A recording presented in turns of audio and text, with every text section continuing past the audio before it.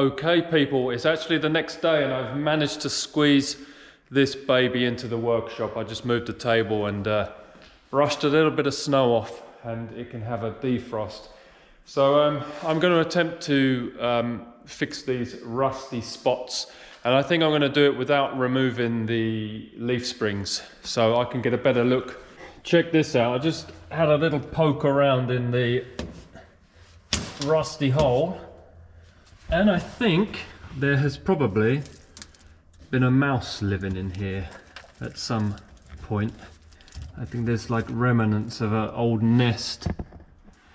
So that's nice. And it smells a bit mouldy as well, which is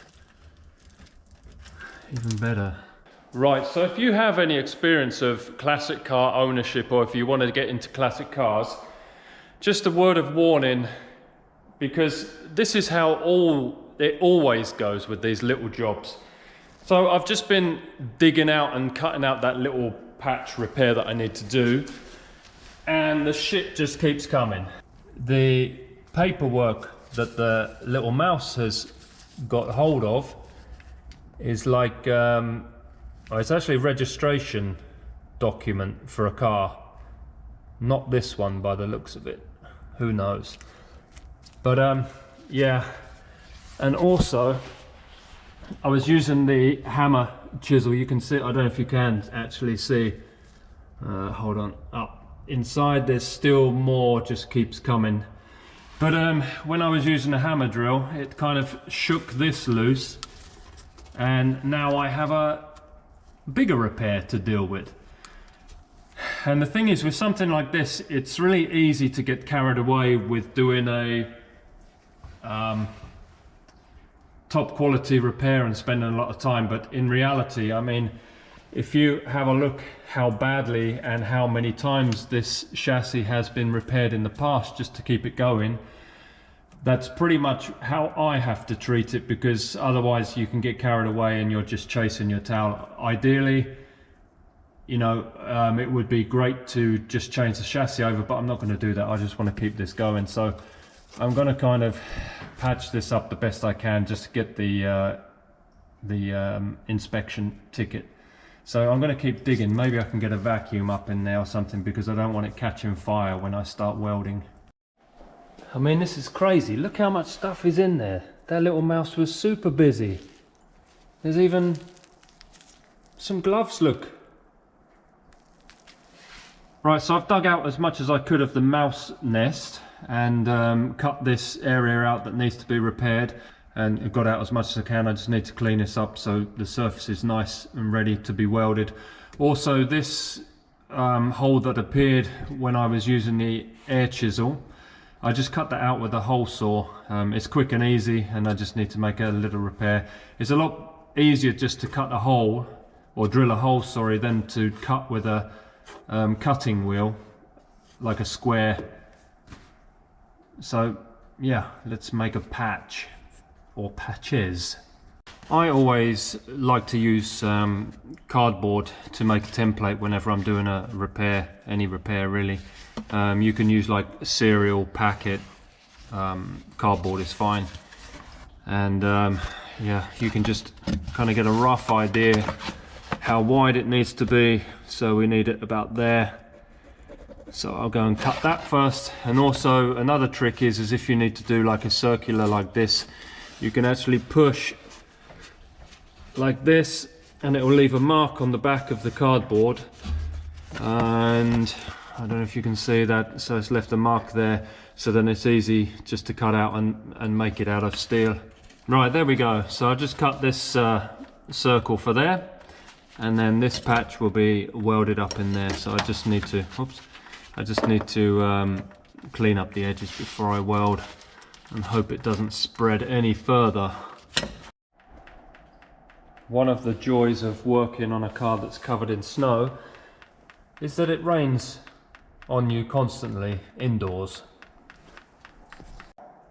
Right, after creating welds even an amateur would question, this side is done, I think. It's like pigeon poo welding, but it was quite dirty in there, so that's my excuse. weld into rusty metal, but yeah, that will do for the inspection for sure. So I'll just clean up the little sharp edges and throw some underseal paint on there, and we're good to go on this side. Maybe I'll tackle the front next. Okay, working my way around to the front repair. I just drilled a hole there to see if this is actually solid enough steel to weld into. So I'm going to cut this area out and just put a little patch in there. I think it's actually going to be a lot easier and hopefully no mice nests. So with a little bit more pigeon poo welding later, I am triumphant and filled yet another hole. Look at that, isn't that beautiful? I did have some credibility, but I think it's running out. But you know, it does a job. There's no hole, so inspection man's going to be happy, right? The funny thing is that the inspection guys know what I do for a living, so they're going to love these repairs, aren't they? Okay, with one more hole left to fill, and it's getting quite late, I've decided just to fill it with some silicone. Only kidding, I'm a professional. I'm going to do a proper job. And boom, third patch patched. One other thing that I had planned to do today, but I can't, is I was going to fit my new beefy winter studded tyres. Look at these. These are going to look awesome. They're slightly taller than the ones that are on there. But the reason I can't fit them is because these rims that I have are for tubes, not tubeless tyres. Because I mentioned in one of my previous videos when I was fitting a tyre, tubeless rims have like a ridge like this for the bead of the tyre to fit in to create a seal. So I need to get some inner tubes for these basically, and then I can fit these on, and then we're ready for some winter fun. I was even thinking of fitting one of these diesel heaters like I fitted to the T4, but that's for another day as well.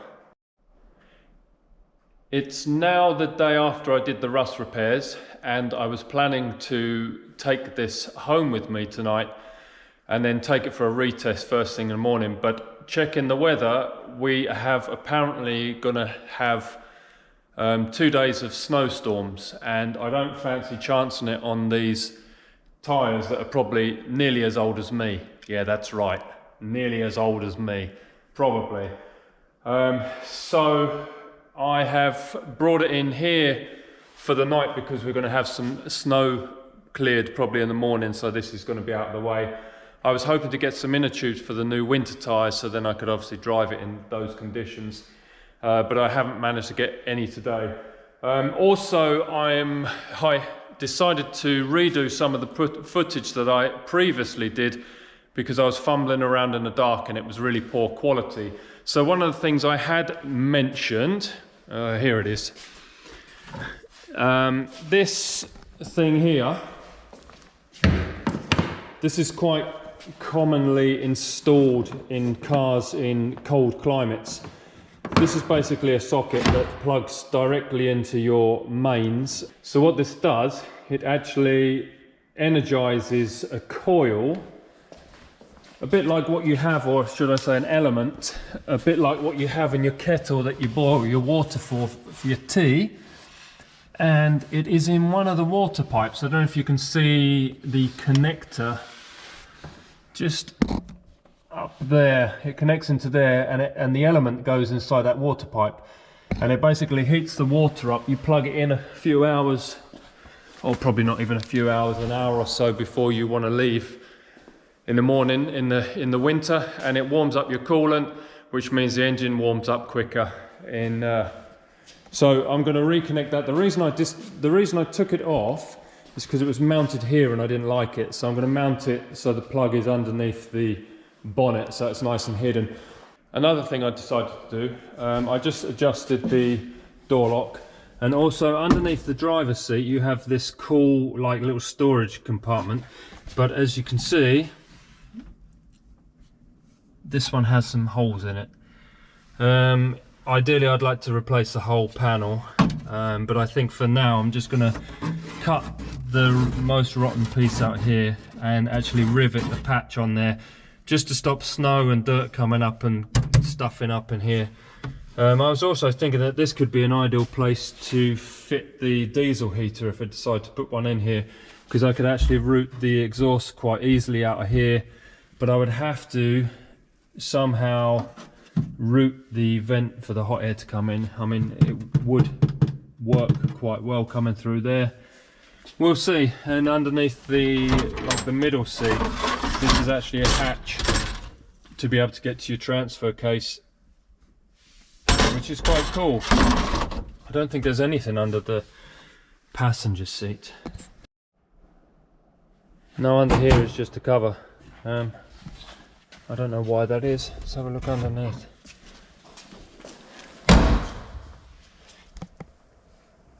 Absolutely no reason at all. I think I'm actually going to make one. That would be pretty cool to have 2 storages. That's a project for another day. I'm going to make that happen for sure. So like how most easy quick repairs go, this has turned out to be a little bit more. As I started to poke around, it kind of just started to fall apart. So I did cut a hole out. So I'm going to actually replace the whole panel, but for now I need to put just that patch in to get it through the inspection, and then I'm going to now make a template, make a new floor piece ready, so then I'll fit it at a later date. So for now I'm going to do a little bodge, get the ticket, and go from there. So just did a dodgy little patch repair just to cover that hole to stop the snow and salt and stuff like that coming in, and I will do like a proper video on making a good repair. Also, this is really strange. This is the lid, or the cover for that storage, and somebody's cut a big chunk out, so I'm going to make a new one of those as well.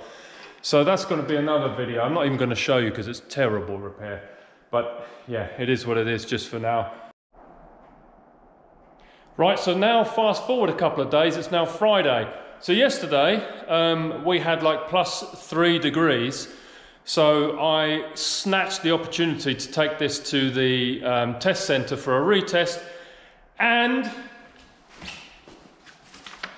it sailed through, absolutely no problem. So I'm super happy with that. Now I've got 2 years of, until the next one is due. Also, I tried to get hold of some inner tubes yesterday for these winter tyres. Couldn't get them, and the ones that were available I had to order, and I need them for next week. So anyway, again, Santeri came through like a champ, and he had these Defender wheels spare. So I'm just swapping the tyres over because they had summer tyres on. So I'm just at the moment putting these new chunkier winter tyres on. These are going to look awesome. Apparently there is a difference between the earlier ones and the later ones, something to do with these slots, but I mean, I can't really notice a difference, so these are going to be wicked. So I'm not actually going to fit them now. I'm going to leave them over the weekend, make sure there's no leaks, otherwise when I come in on Monday, if they've gone flat, it could damage the tyres. So I'm just going to do the other 2. And also, in the upcoming, or after next week, Saturday, 2nd of December, I'm going on a little trip, and well, let me tell you more about it upstairs. Let's go. Here we are in our storage place, and you see this beauty here, Alfa Romeo GTV, I think it is. I think so. I'm not up on my Alphas, but anyway, a good friend of mine, Rob, has purchased this beauty, and we're going to drive it back to Belgium. Similar to what me and Ollie did with the Mini. We're going to take the boat from Helsinki to Travemünde in Germany, and then we're going to make our way back to Antwerp. So Rob is coming, flying in on Saturday the 2nd in the morning, and then because of the winter conditions here and we have snow, and this has the summer tyres on it, we're going to get it transported to the dock in Helsinki, drive it onto the boat, and then we should be fine driving through Germany, Holland and Belgium, because they obviously, well, not obviously, but I think they probably don't have any snow. So yes, you can follow us on the journey of this beauty. Now, Rob has a few plans for this car, but maybe we'll tell you more about them on the trip. So there might not be a video for just over a week, something like that, but stay tuned because it's going to get exciting. I'm also going to be spending 3 or 3.5 weeks in Belgium working on another project with Ollie. So I'll make some videos about that as well. So exciting stuff. Stay tuned. So there we go for this episode. Once again, thanks for watching. If you're picking up what I'm putting down, please click on the old like button, and if you would like to see more and keep up to date, click the subscribe button. Thanks ever so much. Until next time, it's time for a road trip.